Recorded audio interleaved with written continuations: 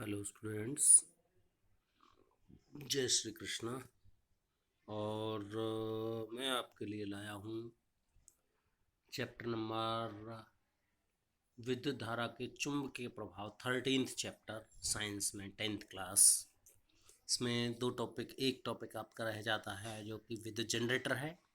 विद्युत जनरेटर को मैं यहाँ पे क्लियर कर रहा हूँ। उसके पहले मैं आपको विद्युत फ्लेमिंग के वामहस्त नियम के बारे में आपको बता रहा हूँ, दक्षिण हस्त नियम के बारे में, क्योंकि जिसके अनुसार ये जो है काम करता है विद्युत जनरेटर। विद्युत चुम्बकीय प्रेरण आपको बताया, एक कुंडली के द्वारा बताया, दो कुंडलियों के द्वारा बताया। तो विद्युत जनरेटर का फ्लेमिंग का दक्षिण हस्त नियम क्या कहता है? अगर हम अपने दाहिने हाथ की तर्जनी, मध्यमा और अंगूठे को इस प्रकार से फैलाएंगे कि तीनों एक दूसरे पर लंबवत हों, तो जो अंगूठा है वो चालक पर लगने वाले बल की दिशा को दर्शाएगा, और जो तर्जनी है वो चुंबकीय क्षेत्र की दिशा को दर्शाएगी, और जो मध्यमा है वो जो है उसमें प्रेरित धारा की दिशा को दर्शाती है। क्लियर हो गया?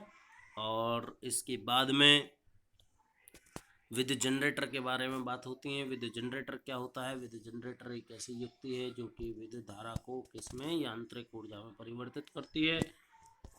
ठीक है, विद्युत ऊर्जा को यांत्रिक ऊर्जा को विद्युत ऊर्जा में परिवर्तित करती है। सिद्धांत क्या है विद्युत जनरेटर का? विद्युत जनरेटर बड़ा इजी सा टॉपिक है, और ये विद्युत चुम्बकीय प्रेरण के सिद्धांत पर काम करता है, जिसके अनुसार किसी कुंडली को चुंबकीय क्षेत्र में रखकर जब उसमें यांत्रिक घूर्णन कराया जाता है तो वो चुंबकीय क्षेत्र रेखाओं में परिवर्तन करता है, और ये जो है विद्युत धारा प्रेरित होती है।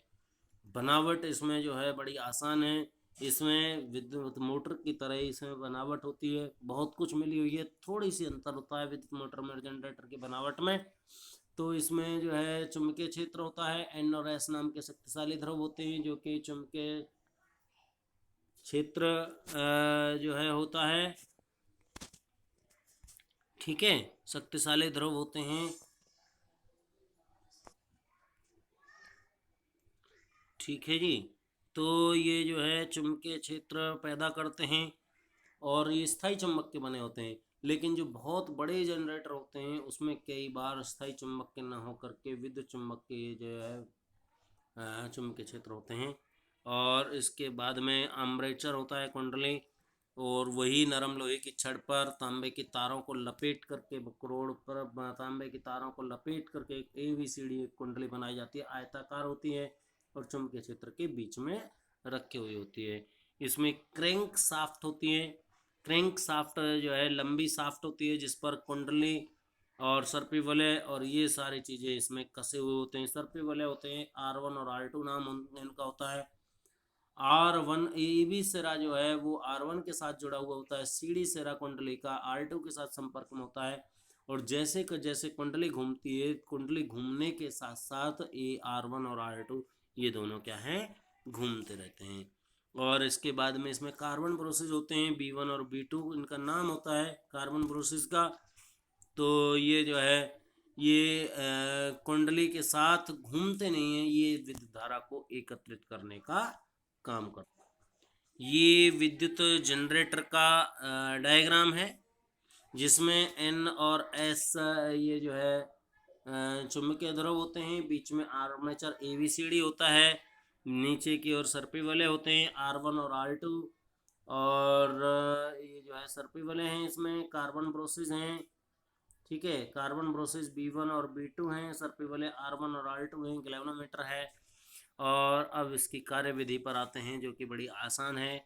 जब कुंडली को चुंबकीय क्षेत्र में रखकर उसमें यांत्रिक घूर्णन कराया जाता है तो कुंडली चुंबकीय क्षेत्र रेखाओं को काटती है, और जिसके कारण कुंडली में धारा प्रेरित होती है।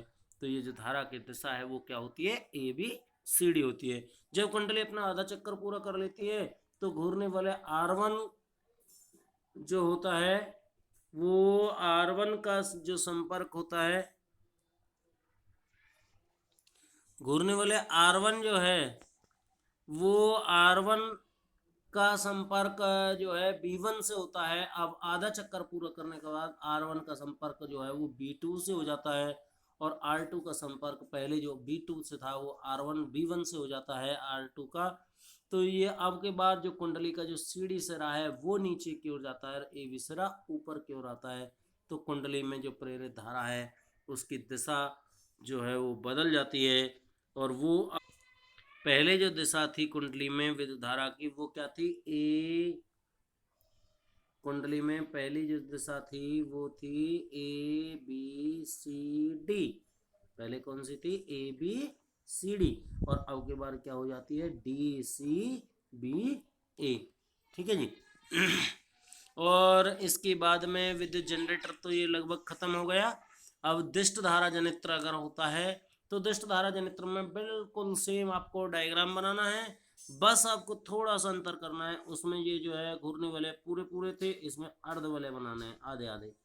ठीक है, और अर्ध वलय बनाने हैं। और R1 और R2 इसमें सर्पी वलय घूर्णी वलयों के स्थान पर अर्ध वलय आकार के होते हैं, अर्ध वलय होते हैं, जिसके कारण जो धारा की दिशा में परिवर्तन नहीं होता है। ये इसका ग्राफ है विद्युत धारा का पैदा होने का। इसमें जो ग्राफ विद्युत धारा है वो केवल एक ही दिशा में पैदा हो रही है, जबकि जो पुराना जो ग्राफ था उसमें ये मैंने ग्राफ बनाने की कोशिश की थी। इसमें जो ग्राफ है इसमें जो धारा की दिशा है वो हर बार बदल रही है।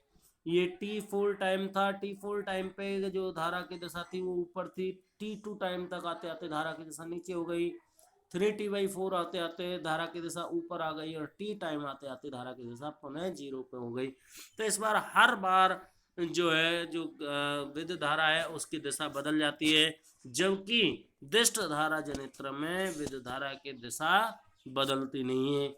इसीलिए जो डीसी करंट होता है वो ज़्यादा स्ट्रॉन्ग होता है in comparison to AC.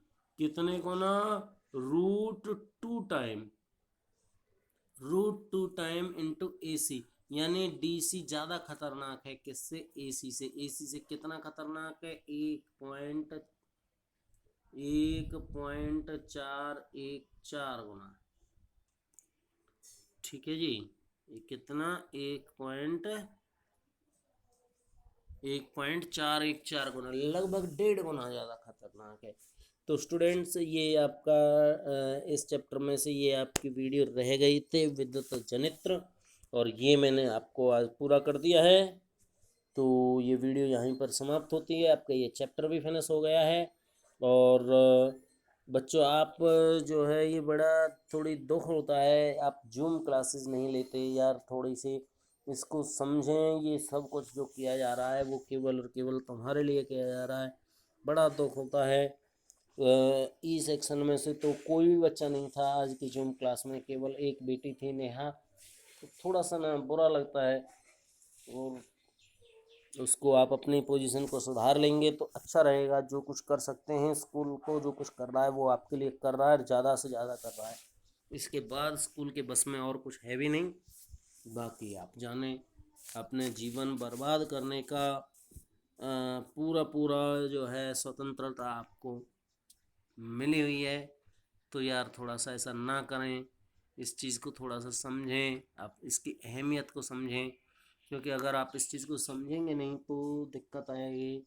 At least जब भी स्कूल खुलेंगे या नहीं खुलेंगे फीस आपको हर कीमत पर पे करनी पड़ेगी।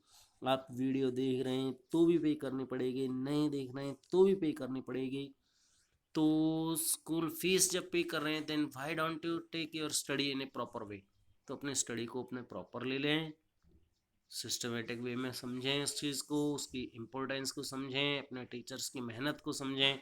अभी इस चैप्टर में ये जो पेज था ये 16th पेज था, 16वां पेज है ये रहा। और 16 पेज कई एक चैप्टर में से 16 पेज एक टीचर को लिखने पड़े, तो आप सोच सकते हैं, समझ सकते हैं। और उसके बाद आप उस वीडियो को देखें नहीं, आप उसकी ज़रूरत को समझें नहीं, तो थोड़ा सा यार बुरा तो लगता है। बाकी चलिए कोई बात नहीं। जय श्री कृष्ण।